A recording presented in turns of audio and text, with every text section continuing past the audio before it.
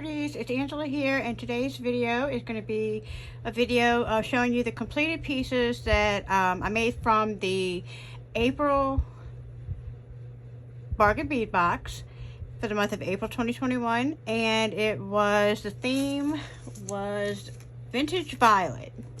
So I did not seem to make as many pieces this month from the collection.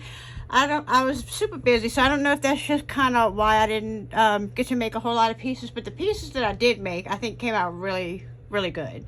And it's a little bit like, this is a little bit more of a simplistic necklace, but I'm really digging this one. And purple is not usually my go-to color. I usually tend to shy away from purple. I'm not sure why, but I just do. But I will say that I think of all of these, this is probably my favorite. This is a really close second. These two are tied. I'm just not really even sure. I love both of those necklaces. They're about the same. And I thought this was just really elegant and kind of fun and whimsical with the little butterflies and the pearls. So I thought it was really pretty. So I'm going to take you and show you each piece a little bit closer up. Let me start with this one. I did use the box clasp connectors that were in the box. I really like these clasps. I think they're really pretty, and I love that the brass went with the purple really well. I used those beautiful crystals, used the bead caps, I used the jump rings that they gave us. Everything was already in the box. This was really easy to put together. I just looped that chain through and made a loop around that donut bead, and I think it framed it really nicely.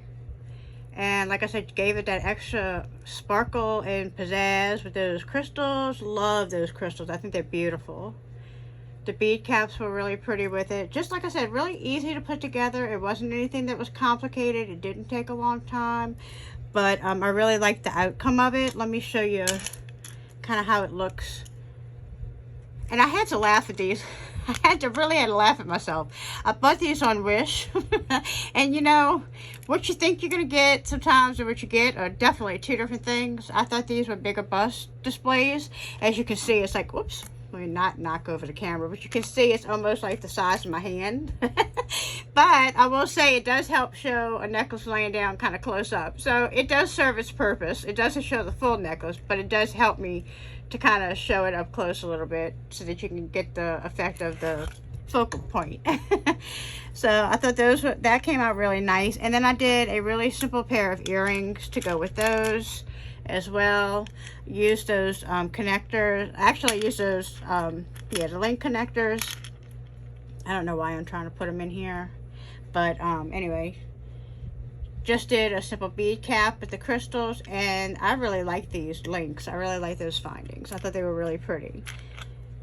So I did that pair to go with them, and then I also used, I had two crystals left, and I used the earring post that came with it. Now I do still have to add some of the clear little earring backs or the earring wings, whatever you want to call them, you know, the little backings.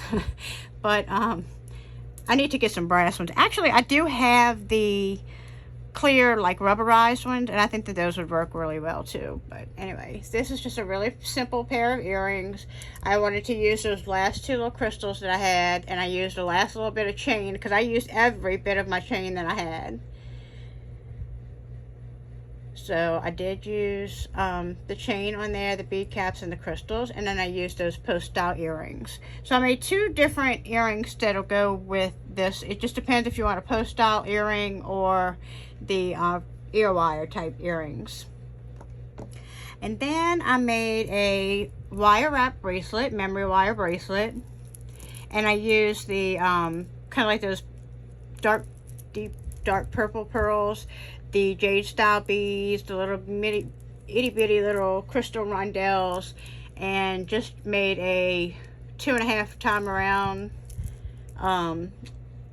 memory wire bracelet. And then I put the cute little butterflies and another little dangle I made of just the little crystals, and I put that on each side so you can see that it's hanging on each end. I'm trying to get that to focus. There you go. On each end of the memory wire bracelet. And so actually I made this very last, and I kind of used up the little bit of the rondelles that I had left. I had 2 little butterflies left, so I used those up. So memory wire bracelets are fantastic for using up leftover stuff. And then I made the necklace with the jade style beads, the bead caps, the pearls, and I used those connectors again, the chandelier findings. I used them as connectors. Made a U-shaped part on the necklace, and then hung the little butterflies down. This really does hang very pretty on the bust line. Those little butterflies are varied in length, so that they drape down. I don't think it's going to show up on here, but it might. You can kind of see they're kind of falling off to the side, but you can see that when it's on, they kind of lay out like that. So it really is pretty. And I like the softness of the light purple and the ombre effect of those little butterflies, the light purple with the white pearls. I think it was really pretty. And I did make just a very simple ear wire with some chain and the little rondelles with the little butterflies to match that necklace there. So I thought that one was really sweet. Now this one, like I said, these two are really neck and neck. I really love both of them. I used the clasp on the back. I used the chain for around the back to finish off the necklace. I used the little bitty rondelles. I used those really pretty spacer beads, the amethyst beads, and went all the way down and used that focal, chandelier focal. And this is where I used a lot of my chain as well. I went ahead and varied the length of the chain. Let me see if I can put this on here so you can see it a little bit better. Let me get it on here. So basically what I did was, I always start in the middle at the longest point at where I want it. And then like I may do 2 links. And because it goes curved, like the 2 next to each other may be the same length. And then I may go 1 link shorter for the next 2 or 3. And then 1 link shorter for the next 2. And kind of like that. Just because it does go up a little bit on its own as it curves upward, so you don't have to take it off too much. Otherwise it would be like really, it wouldn't give you that nice V effect. But so I did that, and I used those little bitty rondelles and the amethyst beads. And I really, like I said, I really think this is very vintage looking, very elegant. Definitely a favorite of mine that I've made in a while. I really like it. Like I said, it reminds me kind of like a Victorian necklace. And then I made, again, just very simple post-style earrings with just one of those spacer beads, an amethyst bead, and a little rondelle on the post. Nothing big, nothing extravagant, but it goes really, really well with the sizing of all of these smaller beads that are on here. So, like I said, I didn't want anything really, really big. I make a lot of chandelier earrings, and they sell really well, but I do have a lot of clientele that like smaller earrings, and so they ask for that. And when you're making things that are like this, you know, you don't want to make a big earring, because you want this to be your focal. And this is about an 18-inch necklace, so it does sit up kind of by the collarbone.